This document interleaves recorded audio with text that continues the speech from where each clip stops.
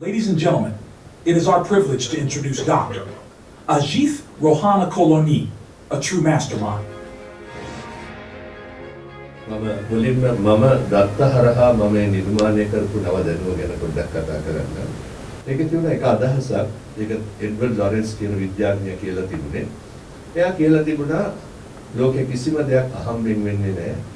හැම දෙයක්ම රටාවන් ලැබීම තුලින් තමයි ලෝකෙ සිදු වෙන්නේ කියලා. ඒකට වෙනස් මතයක් තියෙනවා.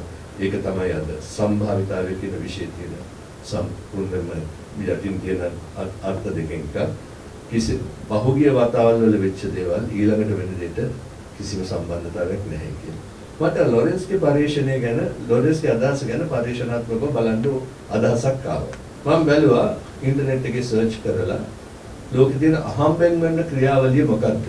එතකොට මම දැක්කා කැසිනෝ එකේ තියෙන රුලේට් ටේබල් එක.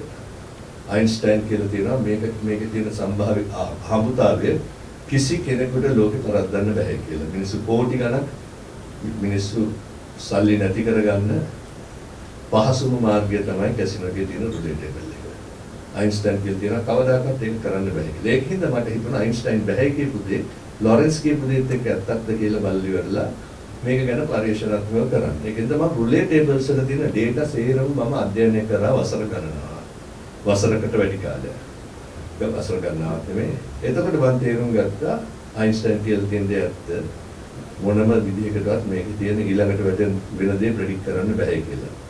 එතකොට ඊට පස්සේ නෝත් උතන තව අදහසක් දැක්කා. ඒකේ දැකලා තියුණා මිනිස්සු S2 ඒක රුලේට් ක්‍රීඩාවේ නිරත වෙන අය ඕනෑම අපිට තියෙන නම් n සංඛ්‍යාවක් වෙන්න පුළුවන් දේවල්. දැන් රුලේට් ටේබල් එකේ ඉලක්කම් 1 ඉඳන් 34 තියෙනවා. බෝලයක් ගිහිල්ලා කැරකිලා ඒක වැටෙනවා අර ඉලක්කමකට.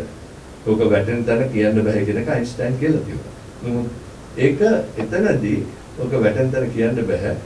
නමුත් ඒ එක දිගට අපි ගත්තොත් දත්ත 37ක් නිරීක්ෂණය කරොත් ඒකේ තියෙන්නේ කෙනෙකුට වෙනස් ඉලක්කම් 23යි.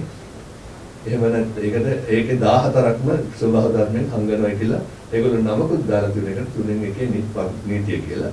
මම දත්ත ගොඩාක් විග්‍රහ කරලා බැලුවා මේ 3න් පංගුවේ නීතිය අර සම්භාවිතාවයේ ආදාළ සියලු කටයුතු ස්වභාව ධර්මයෙන් නිශ්චිතාකාරව කරන ගමන් 3න් එකක් කොහොම හරි කරලා හංගනවා. මේ સિદ્ધාන්තය ඇහින් දැක්ක කිසි කෙනෙක් පරිශනාත්මක කරලා නැහැ.